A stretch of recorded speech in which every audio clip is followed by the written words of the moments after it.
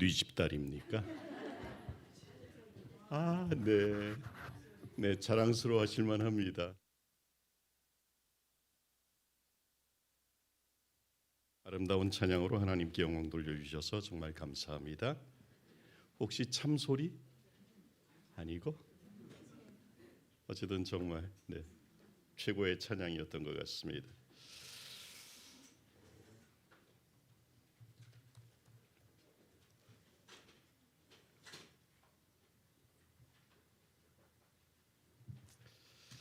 오늘은 사경의 마지막 시간으로 남은 무리의 종착역이라는 제목으로 함께 하나님의 은혜를 나눠보도록 하겠습니다. 말씀으로 들어가기 전에 여러분, 교회의 크기를 결정짓는 3요소가 있다는 거 아시죠? 무엇이 교회의 크기일까요?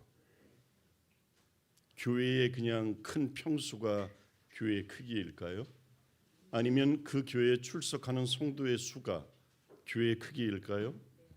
아니면 성도들이 내는 11금 액수가 교회의 크기일까요? 교회의 크기를 결정하는 세 가지 요소 가운데 첫 번째는 지도자, 담임 목사님이 가지고 있는 비전의 크기가 교회의 크기입니다. 저는 황현수 목사님을 제가 목회를 하면서 정말 가까이에서 잘 보아왔습니다. 제가 두 번째로 섬겼던 교회가 철암교회인데 그 철암교회의 또 후임자이기도 합니다. 물론 시간은 좀 많이 흐른 다음이었지만, 그런데 그곳에서도 성도님들의 사랑을 많이 받았고 가는 곳마다 요령 부리지 않고 정말 진실하고 신실하게 교회를 잡니다. 그리고 우리 황현수 목사님의 목회는 매우 계획적입니다. 목사님이 가지고 있는 큰 그림이 늘 있었음을 인하여 하나님께 감사드립니다. 교회의 크기는 지도자의 비전의 크기입니다. 두 번째로, 교회의 크기는 그 지도자의 비전을 믿어주는 재직들의 믿음의 크기입니다. 재직들이 지도자의 비전을 믿어주지 않으면 그 교회는 성장할 수 없습니다. 저의 사랑하는 후배인 황영수 목사님이 가지신 그 비전을 우리 장로님들 꼭 믿어주시기 바랍니다. 집사님들 믿어주시기 바랍니다. 그 믿음의 크기가 교회의 크기가 될 것입니다. 마지막 세 번째는 새 영혼을 품어주는 모든 성도님들의 사랑의 크기가 교회의 크기입니다. 예수께서 말씀하셨습니다. 네 입을 크게 열라 내가 채우리라. 여러분, 사랑의 주머니를 더 키우시길 바랍니다. 크게 여시기 바랍니다. 하나님이 채워주실 것입니다. 사랑은 나의 사랑이 아니라 예수님이 주시는 사랑입니다. 그 사랑으로 사랑해야 그 사랑에는 실패가 없으니 말입니다. 지도자의 비전, 그 비전을 믿어주는 지식들의 믿음, 그리고 성도들의 사랑, 이 세 가지가 늘 있으므로 새 성전에서 교회가 더욱 부흥하기를 축복합니다. 기공 예배 때 참석했었고요.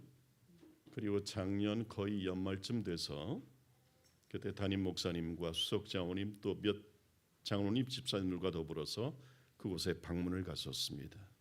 가슴이 얼마나 벅차던지요. 그런데 오늘 우리 수석 장로님의 설명을 보고 그림을 보고 사진을 보니까 더 가슴이 벅차오릅니다. 여러분, 고향교회 성도 여러분, 짓는 것으로 만족하지 맙시다. 방주를 지은 노아가 지어 나가면서 계속해서 방주로 초청을 했던 것처럼 우리도 영혼들로 채우는 고향교회 되었으면 정말 좋겠습니다. 여러분, 하나님이 반드시 그 역사를 이루게 하실 줄 믿습니다. 오늘 말씀의 제목은 남은 무리의 종착역입니다. 먼저 오늘의 말씀을 우리 함께 교독해 보겠습니다. 흰색 말씀을 제가, 노란색 말씀을 여러분이 교독합니다. 저희가 나온 바 본향을 생각하였다면 돌아갈 기회가 있었으려니와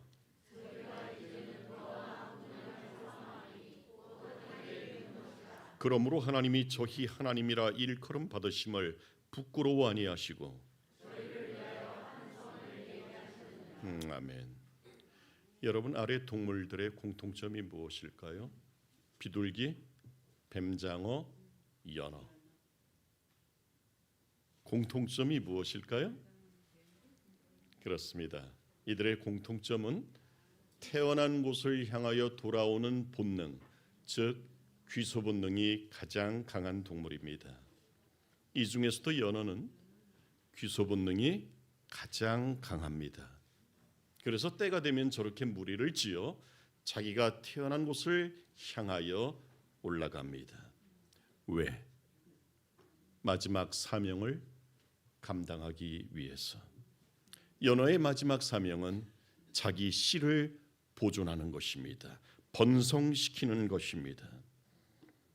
여러분, 이 사진은요, 인간의 무분별한 개발로 연어의 물길이 막히자 조용히 기다렸다가 비가 많이 와서 도로가 넘치는 틈을 타서 넘치는 도로로 본향으로 돌아가는 연어의 모습입니다. 이처럼 연어는 본향을 포기하지 않습니다.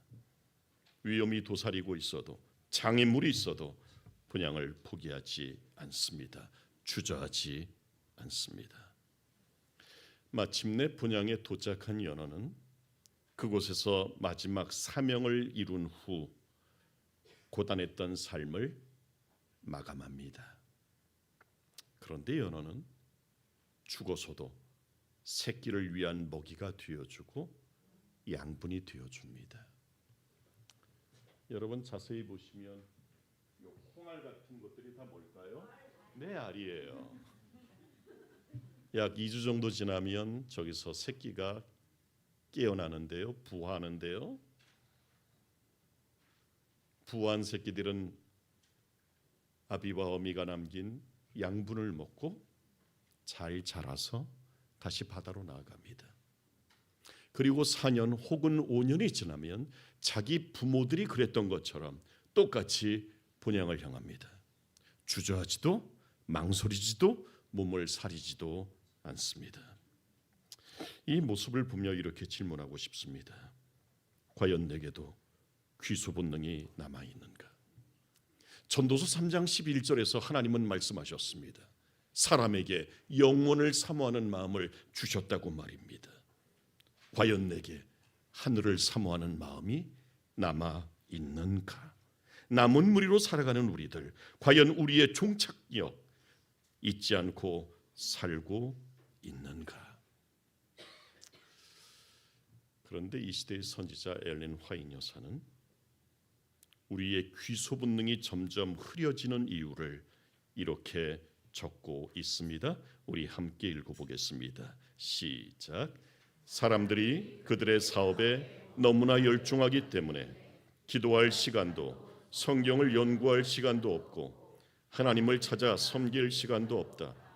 때때로 그들의 심령이 성결하게 되고 천국에 들어가기를 사모하지만 그들은 세상의 시끄러운 소리를 떠나 장엄하고 위험 있는 성령의 음성을 들을 시간이 없다.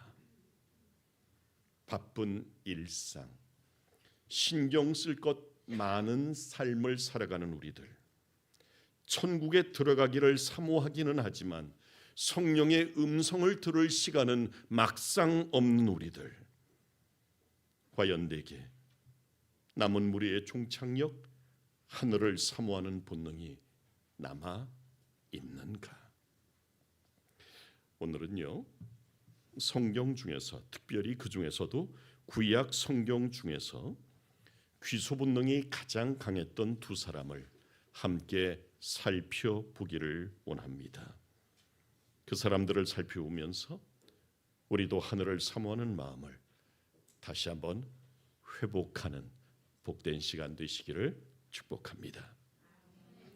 구약에 나타나는 귀소 본능이 강했던 첫 번째 사람은 누굴까요? 에덴을 사모했던 아담과 하와였습니다. 여러분, 범죄한 다음 에덴에서 아담과 하와는 쫓겨났지요. 그런데 추방된 후에도 끊임없이 에덴을 기웃거렸습니다. 특별히 아담은요, 자기의 모든 후손들을 데리고 에덴의 동편을 찾았고 거기서 하나님께 예배했습니다. 예배하면서 끊임없이 에덴 안을 기웃거렸습니다. 여러분, 생각해 봅시다. 무엇이 에덴을 그립게 했을까요? 무엇이 아담과 후손으로 하여금 에덴의 동편을 찾게 만들었을까요? 그들이 에덴을 그리워한 것은 하나님과의 아름다운 추억 때문이었습니다. 한번 생각해 볼까요? 에덴에서 아담은 만물을 예수님과 더불어 다스렸죠. 예수님과 거닐다가 동물들이 다가오면 예수님과 더불어 직접 그 동물의 이름까지 지어주기까지 했죠. 오, 넌 사슴. 오, 넌 토끼. 오, 넌 생쥐. 여러분, 에덴에서 쫓겨난 아담과 하와가 잊을래야 잊을 수 없는 한 가지 맛이 있습니다. 맛. 두리안 말고. 뭘까요? 생명과. 여러분, 그 생명과의 맛을 잊을 수 있었을까요? 쫓겨난 다음에는 땀을 흘려야 먹고 살 수 있었지만 에덴에서는 도처에 널려 있는 먹거리들, 과일들, 무엇보다도 아담은요, 좋으신 예수님과 내내 산책하며 거닐었던 에덴을 그리워했습니다. 하나님과의 아름다운 추억을 너무나도 그리워했습니다. 그리고 아담은 에덴에서 함께 하셨던 그 하나님과의 추억을 곱씹었고 후손들에게 그것을 이야기해 주는 재미로 살았던 것입니다. 여러분, 여기서 잠깐 한 가지 생각해 보십시다. 창세기 3장 24절을 보면 범죄한 아담과 하와를 하나님이 쫓아내시잖아요. 그 다음에 에덴의 입구를 막아버리시죠. 그룹과 두루 도는 뭐로 막아버리시죠? 화염검으로 막으세요. 그런데 여러분, 이것이 정말 하나님의 막으심일까? 한번 생각해 보십시다. 본교의 성경 주석에는 그 답이 정확히 나와 있습니다. 이 찬란한 빛은, 이것은 두루 도는 화염검을 말하는 것입니다. 다름 아닌 하나님의 임재의 현시인 셰키나의 영광이었다. 수세기 동안 하나님에게 충성된 자들은 그를 예비하기 위하여 그것 앞에 모였다 말하고 있습니다. 여러분, 셰키나가 뭐죠? 하나님의 임재의 상징이에요. 여러분, 성소, 그 중에서도 가장 거룩한 지성소에 뭐가 있었습니까? 법궤가 있었습니다.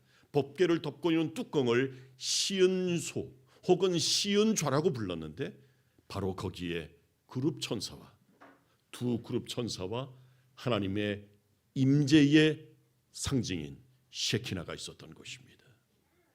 그렇다면 생각해 보십시다. 두루 도는 화염검은 하나님의 막으심입니까? 하나님의 마중 나오심입니까? 하나님의 마중 나오심이었던 것입니다. 범죄한 죄인을 끝까지 포기하지 않으시고 그들을 친히 마중 나오신 하나님의 사랑과 자비였던 것입니다. 이 하나님의 마중 나오심 덕분에 에덴을 향한 그들의 추억, 에덴 동편에서 그들의 예배는 더욱 가치가 있을 수 있었던 것입니다. 여러분, 이스라엘 백성들이 430년 동안의 노예 생활을 청산하고 출애굽합니다. 출애굽한 이스라엘 백성들이 맞닥뜨린 것은 홍해바다였습니다. 그런데 홍해바다 앞에서 이스라엘 백성들은 두 패로 갈라집니다. 첫 번째는 유턴파입니다. 돌아가자는 것입니다. 애굽으로. 이들은 애굽을 사모한 사람들이었습니다. 그들의 추억은 애굽에 있었습니다. 애굽에서 고생했던 건 하나도 기억 못하고 거기서 주었던 맛있는 것만 기억했습니다. 외와 마늘과 부추와. 반면에 직진파가 있었습니다. 그들은 가난을 사모한 사람들이었습니다. 그들은 애굽에서 맛있게 먹었던 것을 추억한 것이 아니고 십지양 속에서도 자신들을 보호한 하나님을 기억하고 하나님을 추억했습니다. 그들의 추억은 본향 가나안에 있었습니다. 그래서 그들은 마침내 본향에 도착할 수 있었습니다. 사랑하는 고향교회 성도 여러분, 오늘 우리는 무엇을 추억하며 살아야 되겠습니까? 이 땅보다는 본향을 추억했으면 좋겠습니다.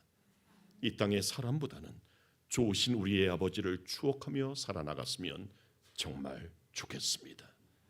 그러한 복된 삶 사시기를 간절히 바랍니다. 여러분, 명절이 되면 사람들은 보통 고향을 찾습니다. 고향을 찾는 일은 쉬운 일이 아니죠. 저렇게 전쟁을 치러야 됩니다.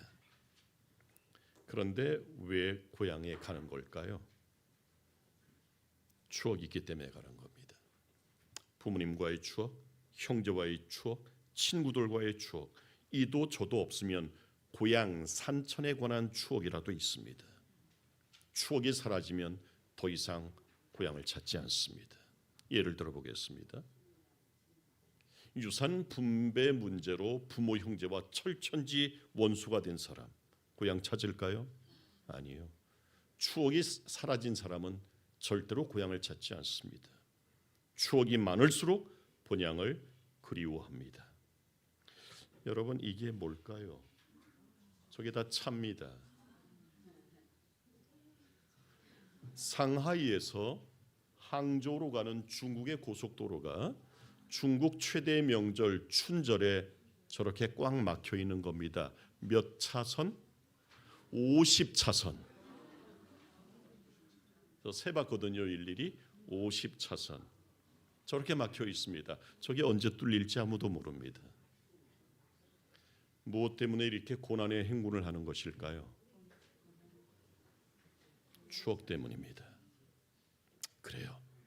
우리의 귀소 본능을 강하게 만들어주는 것은 바로 아름다운 추억입니다. 마찬가지예요. 이 땅에서 하나님과 아름다운 추억을 쌓으면 쌓을수록 본향 그리워할 줄로 믿습니다. 마침내 본향 향하게 될 줄로 믿습니다. 마침내 본향 당도할 줄로 믿습니다.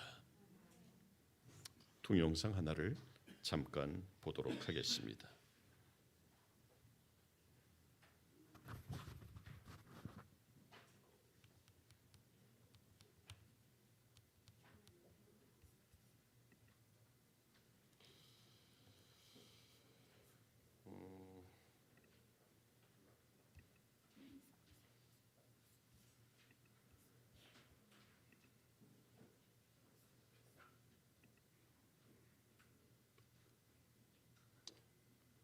소리가 안 나는 이유가 뭘까요? 네, 그냥 보십시다. 어차피 영어입니다.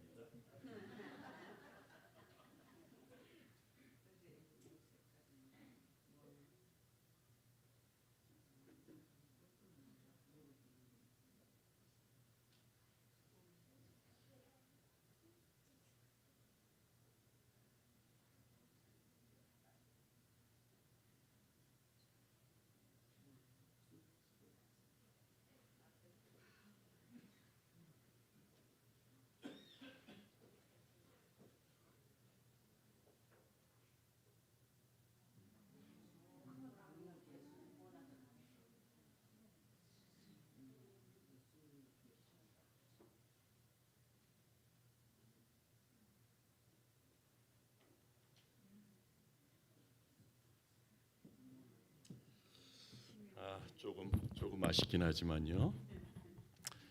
이 할머니는 치매 환자입니다. 요양보호사가 묻습니다. 주소가 어떻게 되세요? 몰라. 지금 옷을 입고 계시는데 옷 색깔이 뭐예요? 몰라. 1시간 전에 점심을 자셨는데 점심 뭘 드셨어요? 음식. 딸의 이름이 린다입니다. 린다가 누구죠? 몰라. 그럼 폴은 누구예요? 아들입니다. 폴? 몰라. 근데 놀라운 반전이 벌어져요. 요양보사가 묻습니다. Who is Jesus? 예수님이 누구시죠? 그러자 눈이 동글동글해지면서 대답합니다. He's my wonderful Savior. 그분은 나의 놀라운 구세주시야. 그리고 말을 계속 이어갑니다. 묻지도 않았는데 He lives in my heart. 그분은 내 마음속에 사셔. 그리고 말합니다. He takes me home. 그분은 나를 본향으로 데려가 주실 거야. 그리고 마지막으로 말합니다. I love him. 나는 그분을 사랑해. 저는 이 치매 할머니가 너무나도 부럽습니다. 치매에 걸리면 기억만 사라지는 것이 아니고 입도 험해진다는데, 심한 경우는 하나님도 부인한다는데, 이 할머니는 얼마나 예수님과의 추억이 많이 쌓이고 쌓였으면 딸에 대한 기억 사라져도, 아들에 대한 기억 사라져도 예수님에 대한 기억만큼은 그렇게 남을 수 있을까? 그리고 저도 좀 고민이 되더군요. 나도 저 나이가 되었을 때 저 할머니 같은 고백을 할 수 있을까? 여러분, 다른 모든 기억 사라질지라도 예수님에 대한 기억 남겨진 사람에게 하늘은 열릴 줄 믿습니다. 우리 고향교회 성도 여러분, 특별히 어르신 여러분, 이 땅에서 예수님과의 추억 많이 쌓으시기를 바랍니다. 그럴 때 여러분은 이 노인처럼, 치매 환자처럼 아름다운 고백할 수 있을 줄 믿습니다. 저는 재작년 4월에 고 김진영 목사님의 발인 예배를 집례했습니다. 제 선배 합회장님이셨고 명설교자셨고 모든 후배들의 귀감이 되는 목사님이셨습니다. 만 91세로 잠드시기 직전에 깊은 코마 상태에 빠지셨어요. 그러다가 아주 잠시 의식이 회복되셨는데, 의식이 회복되셨을 때 이 목사님이 하신 일이 뭔지 아십니까? 평생 동안 전해왔던 복음의 진수 요한복음 3장 16절을 암송하시는 일이었습니다. 눈을 뜨시고 사모님 이름이나 자식들 이름을 부른 것이 아니라 하나님이 세상을 이처럼 사랑하사 독생자를 주셨으니, 복음의 진수를 다 암송하시고는 지켜보는 모든 자녀 손들을 지그시 한번 바라보시고 미소를 지으신 다음 목사님은 다시 깊은 코마 상태에 빠지셨고 다시는 회복되지 않으셨습니다. 여러분, 기독교계의 거장 한 땡땡 목사님이 계십니다. 그분도 은퇴하신 후에 치매가 찾아왔습니다. 살고 있던 남한 산성 앞에는 등산로가 있는데 치매에 걸리신 한 땡땡 목사님이 하신 일은 지나가는 등산객들을 향하여 욕을 퍼부는 일이었습니다. 그것도 입에 담기 힘든 아주 상욕을 말입니다. 그래서 오죽했으면 그 목사님을 돌보시던 세 분의 권사님이 이렇게 기도했겠습니까? 주님, 빨리 잠재워 주소서. 그런데 우리 목사님은 복음의 진수를 외우셨으니 도대체 얼마나 말씀을 사모했으면 무의식 중에도 그런 말이 나올까? 사랑하는 고향교회 성도 여러분, 평소에 말씀 많이 암송해 둡시다. 수술 마취가 풀릴 때 사람들이 보통 욕을 많이 한다네요. 네, 간호사들에게 제가 직접 들은 말입니다. 그런데 우리 그리스도인들은 예수님 감사합니다 이러면서 깨야 되지 않겠습니까? 우리 모든 기억이 사라진다 할지라도 오직 예수님 사랑한다는 고백을 할 수 있는 저와 여러분 되셨으면 정말 좋겠습니다. 그런 사람에게 반드시 하늘은 열릴 것이라는 믿음을 가지고 사시는 저와 여러분 되십시다. 구약 성경에 나타난 귀소 본능이 강했던 사람은 바로 가나안을 사모했던 모세였습니다. 모세의 삶은 말 그대로 거의가 가나안을 위한 삶이었다고 해도 과언이 아닙니다. 준비기간 40년, 출애굽 후 40년, 도합 80년을 가나안만을 위해서 살아왔던 사람이었습니다.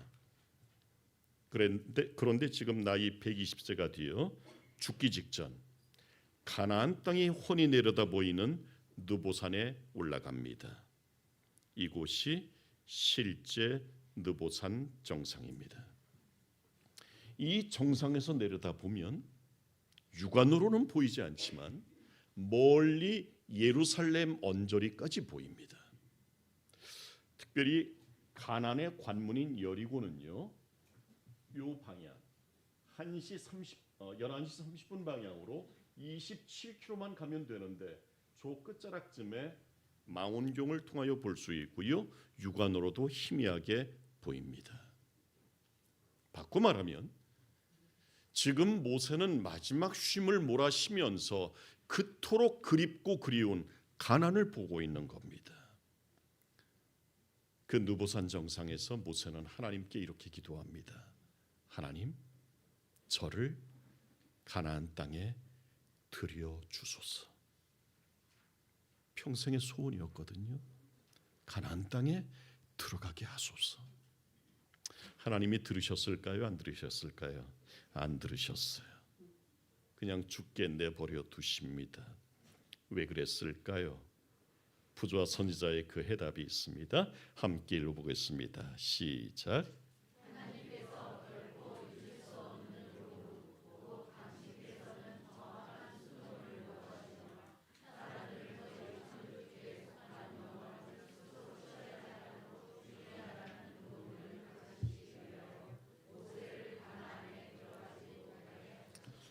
여러분, 모세가 가나안 땅에 들어갈 수 없었던 실수 두 가지가 있습니다. 첫 번째는 과장이었습니다. 하나님이 반석을 쳐서 물을 내라고 하면 그냥 툭 쳐도 될 일을 마치 자기가 하는 것인 양 드라마틱하게 과장을 했습니다. 여러분, 사람이라면 그럴 수 있지 않습니까? 목사라도 그럴 수 있지 않습니까? 두 번째는 분노 때문이었습니다. 아주 사소한 일로 백성들 앞에서 대노했습니다. 과장, 분노. 우리 쉽게 할 수 있는 것 아닌가요, 여러분? 그런데 이 사소한 것 때문에, 그런데 저는 하나님이 조금 좀 아쉬웠습니다. 하나님 죄송합니다. 왜냐하면 주의하라는 뭘 가르치기 위해서? 아니, 그까지 날량한 교훈 하나 가르치려고 80년 동안이나 헌신한 모세를 그렇게 박대하다니, 저 정말 하나님이 아쉬웠습니다. 제가 대놓고 하나님 원망할 수는 없고 정말 아쉬웠습니다. 그런데 여러분, 비록 모세가 저 느보산에서 기도 응답을 받지 못하고 죽기는 하지만 그게 끝은 아니었다는 사실입니다. 우리 함께 읽어보겠습니다. 시작. 하나님께서는 이스라엘의 유업에 동참하기를 간청하는 모세의 기도를 응답하실 수 없었으나 당신의 종을 잊으시거나 버리지 않으셨다. 하나님께서는 모세가 당한 고통을 아셨으며 오랜 세월 동안 투쟁과 시련 중에서 충실히 봉사한 모든 행위를 주목하셨다. 하나님께서는 비스가산 꼭대기에서 지상 가나안보다 더 영광스럽고 무한한 유업으로 모세를 초청하셨다. 아멘. 하나님 멋지신 분이십니다. 모세의 소원은 지상 가나안이었지만 하나님은 그 너머 하늘 가나안으로 모세를 초청해 주셨습니다. 우리 하나님 이렇게 멋진 분이십니다. 비록 모세는 자기의 꿈, 소원은 이루지 못했지만 하나님은 그 꿈이나 소원보다 훨씬 더 좋은 것으로 만족해 주셨습니다. 여러분, 하나님을 향하여 여러분들도 입을 크게 여시기 바랍니다. 소원을 크게 말하시기 바랍니다. 하나님이 반드시 채워주실 것입니다. 여러분, 지상 가난이 아무리 좋아봤자 중간 기착지일 뿐입니다. 잠깐 머무는 곳일 뿐입니다. 지상 가나안보다 훨씬 더 좋은 것은 바로 하늘 가나안입니다. 여러분, 젖과 꿀이 뚝뚝 떨어지는 좋은 땅은 여기서 차지하지 못할지라도 하늘만큼은 가는 고향교회 성도님들 되시기를 주님의 이름으로 축복합니다. 여러분, 모세가 정말 하늘에 있을까요, 없을까요? 어떻게 알 수 있죠? 여러분, 누가복음 17장에는 변화산 사건이 나옵니다. 그때 예수님께서 신성을 나타내 보이시죠? 변형되십니다. 그리고 두 사람과 대화를 나누시죠? 대화 나눈 사람은 누구였습니까? 엘리야와 모세였습니다. 엘리야는 살아서 구원받을 사람의 표상. 그래서 엘리야는 죽지 않고 승천했습니다. 모세는 죽음 이후의 부활을 통해서 구원받을 사람의 표상. 여러분, 죽은 후에 가든 살아서 가든 우리 하늘만큼은 꼭 가는 백성 되셨으면 정말 좋겠습니다. 제가 구호를 하나 하려고 하는데 좀 따라하실 수 있으실까요? 구호 준비하면 야 하는 거 아시죠? 구호 준비. 주님 뵐 때까지 아프지도 말고 죽지도 말자. 다시 한번. 주님 뵐 때까지 아프지도 말고 죽지도 말자. 여러분들을 향한 저의 소원입니다. 신용기 장로님, 아프지 마시고 살아서 승천하시는 복 받으시길 바랍니다. 정영지 장로님, 그 복 꼭 받으시길 바랍니다. 우리 모든 어르신들 그 복 꼭 받으시길 바랍니다. 그런데 살아서 가든 죽음 후 부활을 통해서 가든 가는 건 똑같습니다. 이 땅의 가나안은 차지하지 못할지라도 하늘 가나안만큼은 꼭 들어가시는 저와 여러분 되시기를 다시 한번 축복합니다. 1993년 전남 진도에 사는 박복단 할머니 집에 정말 뼈와 가죽만 남은 앙상한 진돗개 한 마리가 찾아왔습니다. 자세히 보니까 그 개는 석 달 전에 대전에 있는 한 사람에게 돈 30만 원을 받고 팔았던 자기 집 강아지 백구였습니다. 그 집에 전화를 해보니까 그 집으로 팔려간 지 일주일을 버티지 못하고 목줄이 느슨해진 틈을 타서 뜯고 탈출을 한 것입니다. 대전에서 전주로, 전주에서 목포로, 목포에서 해남으로, 해남에서 진도대교를 거쳐서 집을 찾아간 것입니다. 무려 350km, 걸린 시간은 석 달이었습니다. 먹지도 못하고. 이 소문이 퍼지자 동네 마을에서는 돌아온 백구상이라고 하는 저 동상을 건립해 주었습니다. 이 소문이 진도군에 소문이 나자 진도군에서는 백구 테마센터를 건립해 줬습니다. 자세히 보시면 백구 머리, 백구 꼬리입니다. 그런데 이 소문이 서울까지 올라왔습니다. 서울까지 소문이 퍼지자 두 가지 일이 벌어졌습니다. 첫 번째는 당시 SBS 방송에서 다큐멘터리로 제작이 됐었습니다. 제목은 하얀 마음을 가진 백구 2부작이었습니다. 출연료 받았을까요? 받았습니다. 얼마인지는 모르겠습니다. 두 번째는요, 당시에 1993년도 당시에 유명한 컴퓨터 회사가 있었습니다. 혹시 트라이젬을 기억하십니까? 삼보 컴퓨터를 기억하십니까? 예, 386세대면 누구나 다 아시죠? 그 회사에 광고 모델로 백구가 섰습니다. 출연료 3천만 원을 받았습니다. 지금 돈으로 3억 가량 될 겁니다. 그 비용은 전액 박복단 할머니의 치료비로 사용되어졌습니다.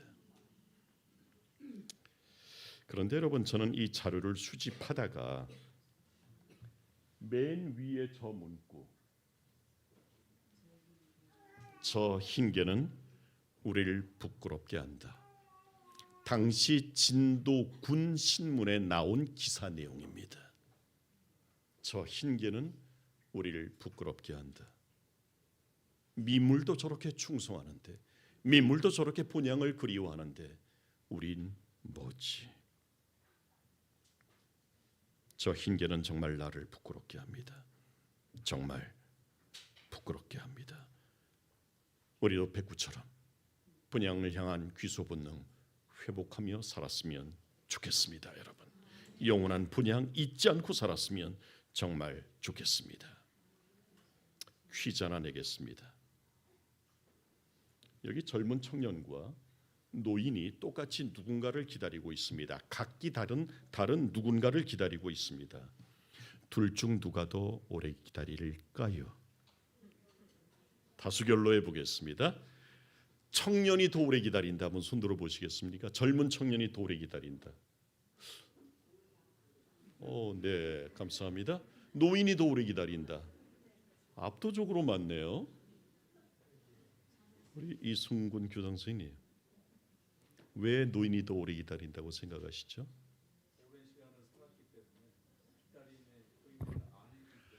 기다림의 의미를 알기 때문에. 조금 더 부연 설명을 한다면, 노인의 삶은, 저도 이제 노인 거의, 죄송합니다. 손주를 기다리게 되더라고요. 아들을 기다리고 딸을 기다리고 사위를 기다리고. 노인의 삶 자체가 뭐죠? 기다리는 삶이고 기다림에 이골이 난 삶입니다. 그렇죠? 더 오래 기다릴 것이다. 아주 합당한 말씀입니다. 오길진 집사님, 네, 다리가 아픔에도 불구하고 또 이렇게 와주셨는데요. 아까 청년이 더 오래 기다릴 거라고 하셨잖아요. 이유는? 오케이.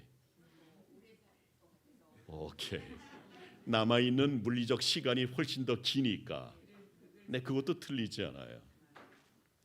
다수결로 하면 안 될 것 같아요. 정답은 뭔가? 정답은 더 사랑하는 사람이 더 오래 기다립니다. 노인이든 청년이든 상관없이 기다리는 대상을 더 사랑하는 사람이 더 오래 기다립니다. 동의하실 수 있으십니까? 그러면 질문을 조금만 바꿔보겠습니다. 누가 예수님의 재림을 더 잘 기다릴까요? 답은 똑같습니다. 뭐 하는 사람? 더 사랑하는 사람입니다. 예수님 더 사랑하는 사람. 예수님이 피로 산 교회를 더 사랑하는 사람. 예수님이 피로 산 영혼을 더 사랑하는 사람. 더 사랑하는 사람이 예수님의 재림도 더 잘 기다립니다. 여러분, 기다림에 성공하고 싶으십니까? 더 사랑하시길 바랍니다. 더 사랑할수록 기다림은 간절해질 줄로 믿습니다. 그리고 그 기다림의 보상은 생각보다 클 것입니다. 우리 지금보다 조금만 더 주님 사랑하십시다. 교회를 더 사랑하고 영혼을 더 사랑하십시다. 그래서 우리의 기다림이 짝퉁 기다림이 아니라 진품 기다림이 되어 혼인잔치에 들어가고 본향에도 들어가는 저와 여러분 되시기를 축복합니다. 이 이야기를 하면서 말씀을 마무리 짓기를 원합니다. 1950년대 뉴욕에서 있었던 일입니다. 한 여성이 맨하튼가를 지나고 있을 때 이런 광경이 눈에 들어왔습니다. 추운 겨울날이었는데요. 맨발에 슬리퍼를 신은 한 소년이 구두 가게 안을 부럽다는 듯이 쳐다보고 있는 장면이었습니다. 수많은 사람이 그 곁을 지나갔지만 모두 그냥 지나치고 말았습니다. 하지만 이 여성은 대충 상황을 짐작하고 그 아이의 손을 붙잡고 구두 가게 안으로 들어갔습니다. 그리고 점원에게 이 아이에게 맞음직한 신발 두어 켤레를 좀 꺼내놓으라고 얘기를 했습니다. 양해를 구한 다음 화장실로 들어가서 따뜻한 물로 차갑게 얼은 소년의 발을 깨끗하게 닦아주었습니다. 그리고 소년에게 이 신발이 잘 맞는지 신어보라고 말하고 잠깐 밖으로 나갔습니다. 돌아오는 이 여성의 손에는 따뜻하고 도톰한 양말 5켤레가 들려져 있었습니다. 정성스럽게 양말을 신기고는 점원이 골라놓은 신발을 신겨 주었습니다. 값을 지불했습니다. 그리고 소년의 손을 붙잡고 나오면서 이렇게 말했습니다. 얘야, 필요한 것이 있거든 하나님께 기도하거라. 하나님은 꼭 들어주신단다. 소년은 고개를 끄덕끄덕이면서 고맙다는 인사를 하고 서로 헤어졌습니다. 몇 걸음 걸었을까? 뒤에서 소년이 여성을 향해서 이렇게 외쳤습니다. 아줌마, 혹시 하나님 부인이세요? 소년은 계속 말했습니다. 제가 하나님께 기도했거든요. 제게 신발 한 켤레만 달라고. 그런데 진짜 주신 걸 보니 아줌마는 하나님 부인이 맞네요. 여러분, 이 땅이 하나님 부인으로 가득해진다면 되지 않겠습니까, 여러분? 여러분, 임원동교회가 하나님 부인들로 가득해진다면 여러분, 전도되지 않겠습니까?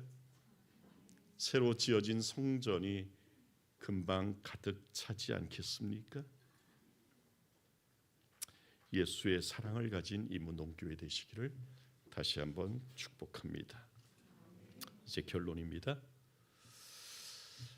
여러분, 저 내비게이션 혹은 T맵이 있으면 어려운 길도 복잡한 길도 처음 가는 길도 문제가 되지 않습니다. 내비게이션이 정확한 것은 하늘에 떠 있는 28개의 GPS 위성 덕분입니다. 그 위성의 신호를 제대로 잡을 수 있는 기계만 있다고 한다면, 장비만 있다고 한다면 길은 문제되지 않습니다. 내비게이션이 하늘의 신호, 하늘에서 보내오는 신호에 의거해서 방향을 잡고 나아갈 때에 가장 쉽게 길을 잡는 것처럼 우리도 지금 이 시간 하늘에서 신호를 보내오는 예수님의 신호에 의거하여 우리의 방향을 찾는다면 생각보다 빨리, 생각보다 안전하게 하늘에 당도할 수 있지 않을까요? 임문동교회 성도 여러분, 남은 우리의 종착역은 하늘임을 기억합시다. 하늘을 향하는 우리의 귀소 본능 회복하며 사십시다. 좋으신 하나님께 끝까지 충성하며 우리의 최선을 다하시다가 하늘의 주인공으로 다시 만날 수 있게 되기를 간절히 바라면서 오늘 말씀 마칩니다.